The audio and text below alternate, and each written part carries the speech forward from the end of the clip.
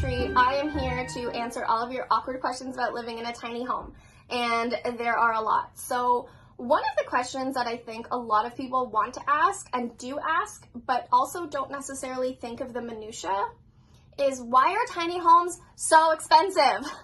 They're so expensive. I will give you a foundation to inflation of the tiny home industry and a Coles Notes. About 5 years ago, my family purchased the tiny house that I'm in for $60,000. $60,000.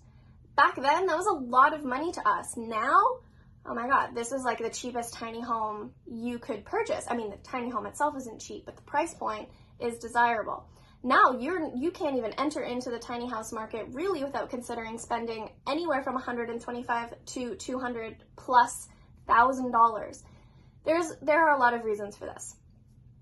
Number one, these tiny homes are now being built to compliance, which means we have higher insulated tiny homes. We have more features in these tiny homes. We just have regular inflation. The cost of wood is absolutely ridiculous. The cost of metal, the cost of steel, the aluminum, the trailers, you name it, everything is up. Everyone's monopolizing, everybody's capitalizing, companies are going out of business if they don't. So we unfortunately just have to deal with the devil on this one. The regular cost of housing is rising, and there's also the stubborn usage of, yes, people are capitalizing on this industry and they're hiking up their prices. One thing to consider though is we really look at the tiny home builder.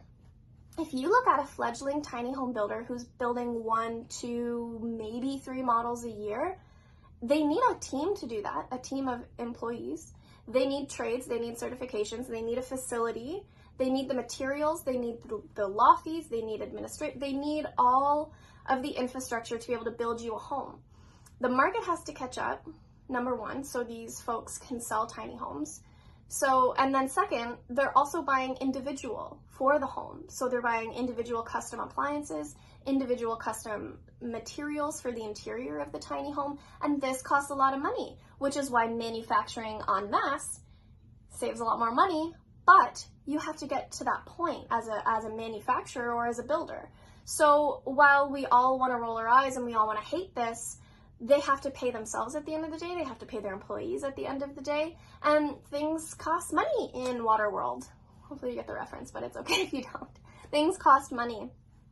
I would love to see attainable and affordable units, but we need municipalities to recognize additional dwelling units, communities, so we can start building more homes. And the more homes these builders can build, the less their fees can be and will be, because then they don't have the main infrastructure. Now you're probably thinking, well, the builder's not going to make their units less expensive.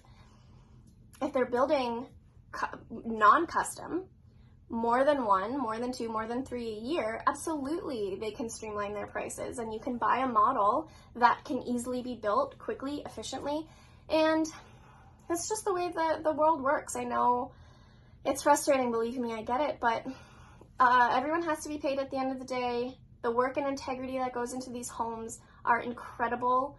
If you find the right builder, I mean, it's there. So how do you find the right builder? You do your due diligence, you look at their current models, you talk to their previous clients, and you find a builder that's worth their salt. You find a unit that's worth what it's worth. And at the end of the day, the old adage is you get what you pay for. So that is that.